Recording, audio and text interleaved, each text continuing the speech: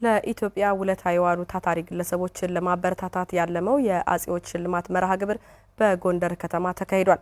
የሽልማት መርሃ ግብሩ ታታሪዎችን ለማበረታታት ያለመ ነው ሲሉ የጎንደር ከተማ አስተዳደር ተቀዳሚ ምክትል ከንቲባ ቻላቸው ዳኘው ተናገሩ።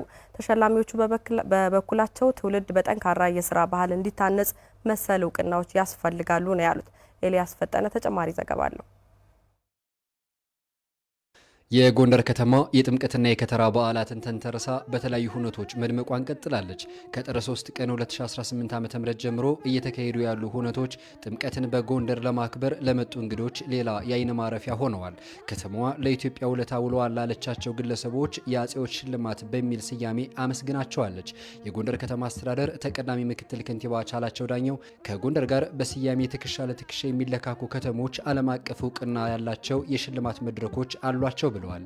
የአጼዎቹ ሽልማትም ለከተሞች እናት ለሆነችው ጎንደር የሚያንስ እንጂ የሚበዛ አይደለም በማለት የቱሪዝም ከተማዋ ስፔንም ታዋቂው የፊልም ጎያ ሽልማትና የአስቱሪያስ ልዕልት ሽልማትን ትደግሳለች።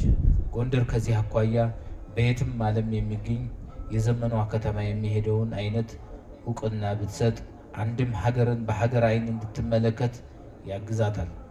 በሌላ በኩል ደግሞ ለሀገርና ለሰው ልጅ የሰሩ ባለውለታዎችን የሁላችን ሀብት በመሆናቸው ለትውልድ ማስረጽ ይረዳናል።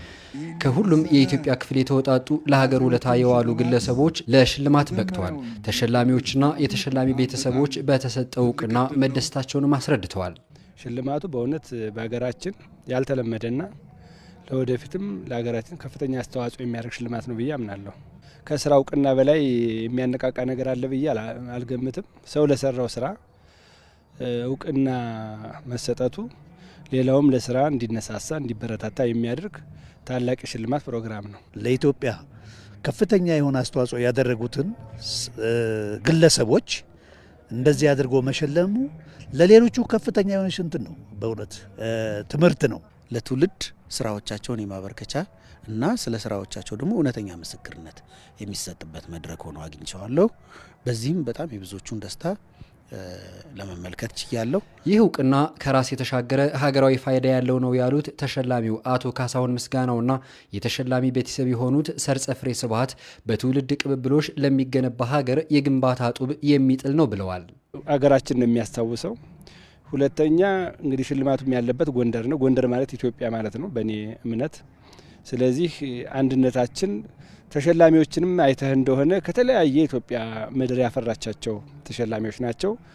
የጎንደር ብቻ አይደሉም። የተለያየ በኢትዮጵያ በሁሉም ቦታ መልካም ስራ ሰርተዋል፣ አስተዋጽኦ አድርገዋል ተብለው የተገመቱትን ወይም የተለኩትን ሰዎች ነው የሸለሙት። ስለዚህ አንድነቱንማ መድረኩ ራሱ ኢትዮጵያን ነው የሚያመለክተው። ስለዚህ አንድነትን ማረጋገጥ ከዚህ በላይ ምንም ማረጋገጫ ይኖራል ብዬ አላምንም።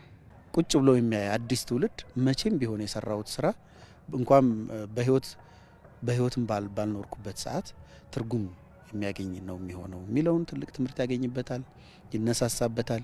ሁሌ ሲሸለም የሚያይ ልጅ መሸለምን እሱም የሚናፍቅ ነው የሚሆነውና በጣም ያነሳስ ለትውልድ በተለይ በጣም ትልቅ ኢንስፓይሪንግ ነገር ነው።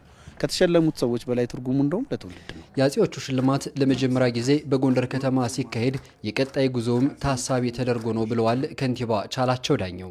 ይህ ጎንደር የአጼዎቹ ሽልማት ስናስብ የሚጀመር ግን የሚቆም እንዳይሆን ከሆይታ ለመውጣትና መሰረት እንዲኖረው ለማድረግ በአስተዳደር ምክር ቤት ደንብ ጸድቆ በቀጣይም በከተማው ህዝብ ምክር ቤት በደንብና በአዋጅ የሚጸና እንዲሆን አድርገናል።